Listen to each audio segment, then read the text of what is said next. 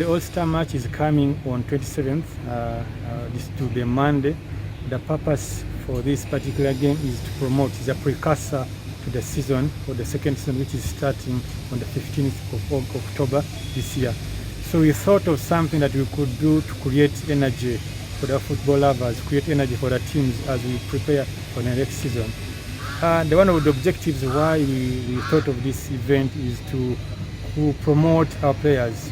It's one of the biggest reasons why we decided to use fans as opposed to coaches or technical people. Let the fans vote. When the fans vote, the coaches will pick from the pool that has been voted by the fans. So it is pure about fan, player.